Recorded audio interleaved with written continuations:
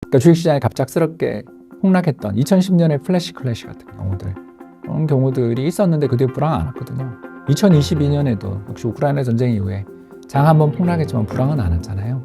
이런 사례에서 보는 것처럼 주식은 불황을 예측하는 좋은 신호는 아닙니다. 주식은 그 심리적인 영향을 너무나 크게 받고 바이럴이 굉장히 큰 영향을 미치는 시장이기 때문에 주식 가격 폭락했다고 해서 바로 불황으로 연결된다 이렇게 말하기는 어려운 거죠.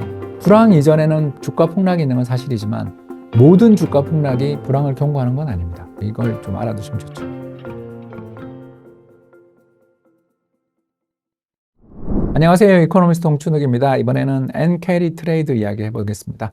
지난 4월 달에 한번 찍었던 기억이 나는데요. 벌써 이게 4개월 지나는 사이에 정말 현실이 돼버렸네요. 오늘 이 문제 다루겠습니다. 김 PD님 안녕하세요. 안녕하세요, 홍 박사님.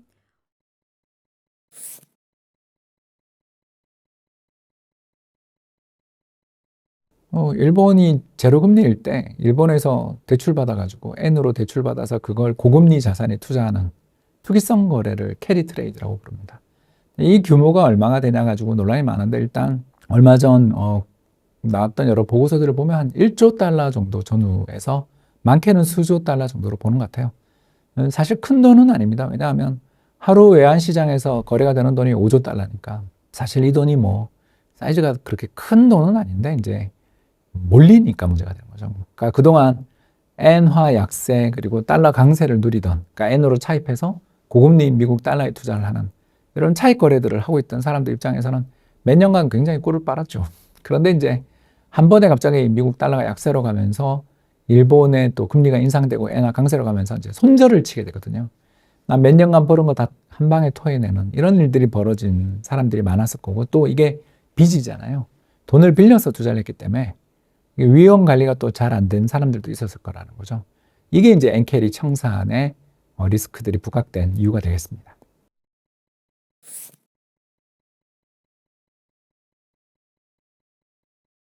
저는 그거보다는 워렌 버핏 할아버지가 애플 판 게 제일 컸다.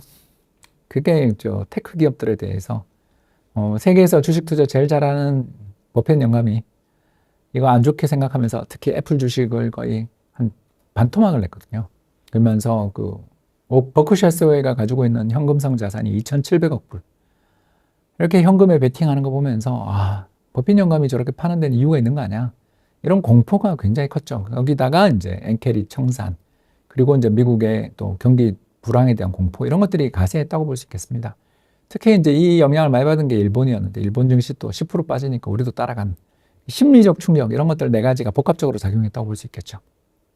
그럼 아래 공포라는 단어들도 요즘 많이 나오고 있는데, 리세션, 그러니까 불황에 대한 공포는 충분히 가능한 게, 왜냐하면 주가가 고점에서부터 이렇게 10% 이상 갑자기 급작스럽게 폭락하고 난 다음에 불황이 찾아온 경우가 꽤 많아요.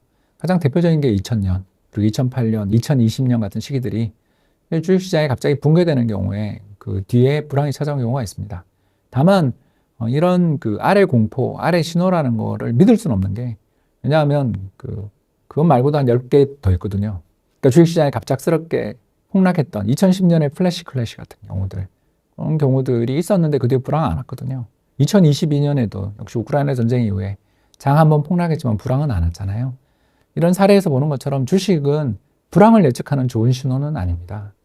주식은 그 심리적인 영향을 너무나 크게 받고 바이럴이 굉장히 큰 영향을 미치는 시장이기 때문에 주식 가격 폭락했다고 해서 바로 불황으로 연결된다 이렇게 말하기는 어려운 거죠. 그러니까 불황 이전에는 주가 폭락이 있는 건 사실이지만 모든 주가 폭락이 불황을 경고하는 건 아닙니다. 그래서 이걸 좀 알아두시면 좋죠.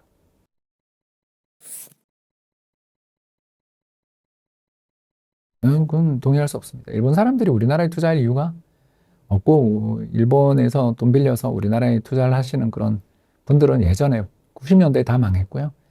엔캐리 청산이 된다라는 공포로 빠진 거죠. 우리나라에 직접적으로 외국인이 엔캐리 했던 자금들이 들어서 빠졌다라고 말할 수는 없습니다.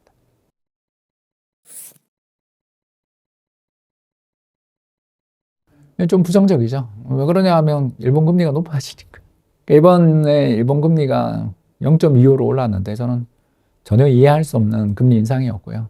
일본 자산에 대해서 투자를 하시는 분들 입장에서는 심리가 흔들리겠죠. 그러나 다행히 이번에 우치다 같은 사람들이, 그러니까 중앙은행 총재가 친 사고를 수습하기 위해서 부행장들이 나와서 이제 금리 인상 없어요라고 막 다급하게 이야기하는 걸 보면 정신 좀 차렸을 테니까 뭐 그래도 괜찮지 않을까. 저는 항상 싸고 배당 잘 주고 그리고 그 기초 대상 자산이 올라가는 거는 장기 관점에서 긍정적으로 봅니다. 아무튼 N 자산 사라고 외쳤는데 이런 식으로 수익을 얻게 될 줄은 몰랐다. 그래서 참 일본 중앙은행 보고 있으면 정치권이 얼마나 답답할지. 그래서 그 똑똑한 중앙은행을 가지고 있는 게 그 나라 국민들의 복인데 일단 일본 국민들은 박복하다. 이걸 느낀 해프닝이 아니었나 생각합니다.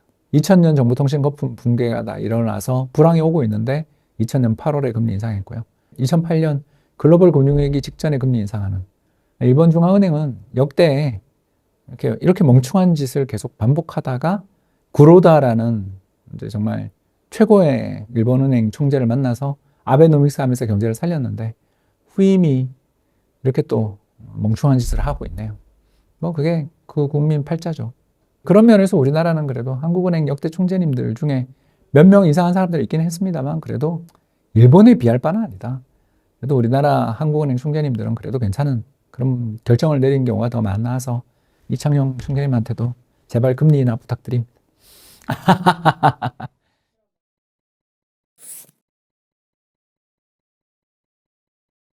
주식이 싸다니까요.